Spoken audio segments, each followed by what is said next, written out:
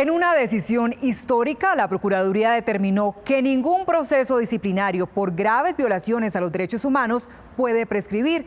De esta forma, 700 casos en los que se investigan a más de 2.000 uniformados por presuntos falsos positivos deberán ser fallados de fondo. Noticias Caracol investiga. En esta decisión histórica en poder de Noticias Caracol, el procurador Fernando Carrillo declaró el pasado 16 de enero que las graves violaciones a los derechos humanos, los crímenes de guerra y los crímenes de lesa humanidad atribuidos a los agentes del Estado no prescriben en materia disciplinaria. Es decir, los procesos siguen vivos. Según la norma vigente, el Ministerio Público tiene hasta 12 años para investigar y sancionar a los responsables de estas conductas. De no hacerlo en ese lapso, los casos son archivados.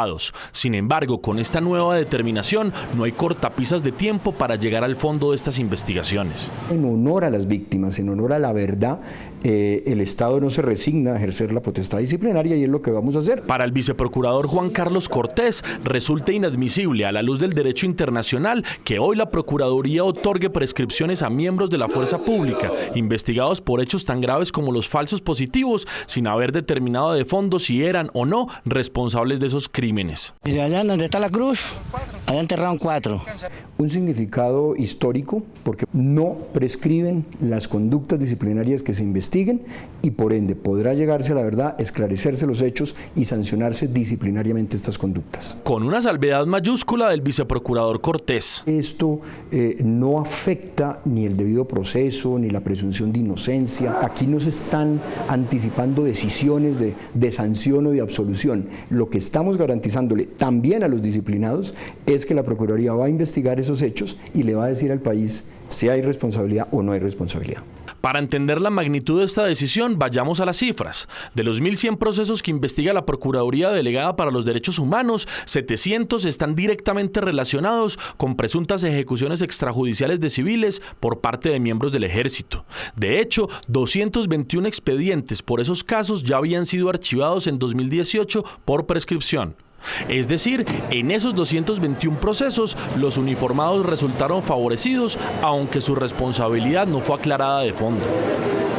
Con esta nueva interpretación de la Procuraduría, esos 700 casos que involucran más de 2.000 miembros de las fuerzas militares siguen vivos y deberán ser investigados completamente. Que se concretaron en desapariciones forzadas y homicidios conforme se estableció con las pruebas previamente analizadas. Casos emblemáticos estaban a puertas de prescribir. Por ejemplo, los asesinatos de los jóvenes de Soacha en 2008, que destaparon la gravedad del fenómeno criminal de los falsos positivos, iban rumbo a la impunidad disciplinaria. 80 uniformados seguirán vinculados al caso. Me da mucha alegría de saber de que siguen las investigaciones con estos casos, que no los van a archivar. Carmenza Gómez tiene 62 años, 15 nietos y 2 hijos asesinados. Es una de las madres de Soacha, cuya lucha incansable por la verdad ha estremecido a Colombia. Su voz ha encarnado la batalla de miles de mujeres que un día vieron desaparecer a sus hijos y que, tiempo después, los encontraron en distintas morgues con el INRI de ser auxiliadores de las guerrillas. Donde le cortaron las alas a muchos jóvenes que tenían ilusiones, tenían sueños. Si no me equivoco, son 10.700 víctimas, crímenes de Estado, de falsos positivos. Mientras acaricia la foto de su hijo Víctor, asesinado cuando apenas tenía 23 años, doña Carmenza asegura que en Colombia la justicia es casi una utopía. Siempre te llevaré conmigo. El caso del coronel Luis Fernando Borja resulta ilustrativo. El excomandante de la Fuerza de Tarea Conjunta de Sucre confesó que entre 2006 y 2008 él y sus hombres perpetraron medio centenar de asesinatos contra civiles para inflar los resultados de la guerra. A pesar de su condena a 40 años, su expediente en la Procuraduría aún no había sido fallado y estaba por prescribir. 82 militares seguirán investigados en este proceso. Algo muy parecido al caso del mayor Julio César Parga, quien comandó el Gaula de Córdoba en 2007 y fue hallado responsable de la muerte de 43 personas. Ese expediente, a puertas de ser archivado disciplinariamente, acaba de revivir por cuenta de la decisión de la Procuraduría. 16 uniformados aún esperan sentencia. Con otra particularidad, los expedientes de Borja y Parga están en estudio en la Jurisdicción Especial para la Paz. Juan David Laverde, Noticias Caracol. Pero además del giro en las investigaciones por falsos positivos, esta decisión de la Procuraduría abre la compuerta para que crímenes sin resolver, perpetrados hace 20 o 30 años, puedan revivirse en materia disciplinaria. El primer coletazo de la inédita decisión de la Procuraduría será la posibilidad de desempolvar varias investigaciones por magnicidios, masacres o crímenes de lesa humanidad en donde hubo participación de agentes del Estado.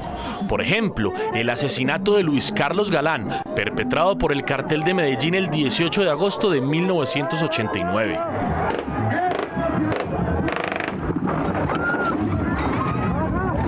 Este término de la imprescriptibilidad no tiene distingos, por supuesto, y podría ser objeto de una revisión. Eso sí, aclaró el alto funcionario, tendrían que recibir una petición expresa en este y en los demás casos.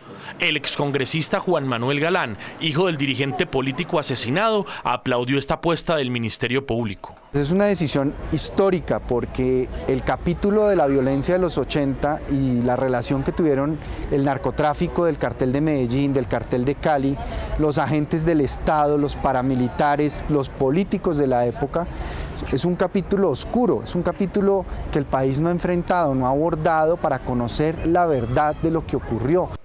En este proceso fueron condenados ya el exdirigente político Alberto Santofimio Botero y el exdirector del DAS Miguel Maza Márquez.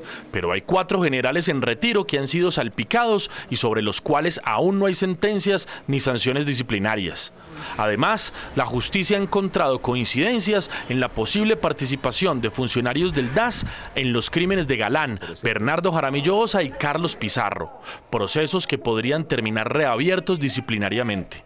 Eso permite también abrir el camino para revisar, encontrar la verdad, darle tranquilidad y paz a las víctimas y que lo penal también se alimente de todo ese proceso y ese camino que va a abrir lo disciplinario. Siguiendo esta línea, también podrían revivirse expedientes aún no resueltos en materia disciplinaria, como la masacre de los 19 comerciantes en el Magdalena Medio en 1987, la de Segovia en 1988 que dejó 43 muertos, la de La Rochela en 1989, las del Aro e Ituango en Antioquia en 1996, la masacre de Santo Domingo Arauca en 1998, entre otras incursiones por las cuales ya fue condenada Colombia por la Corte Interamericana de Derechos Humanos. En la otra orilla, no obstante, ya hay ácidas críticas a la decisión de la Procuraduría. Esto afecta, ¿no?, a los miembros de la fuerza pública de manera grave. ¿Cuántos procesos que ya han sido fallados desde el punto de vista disciplinario, ¿no?, serán abiertos?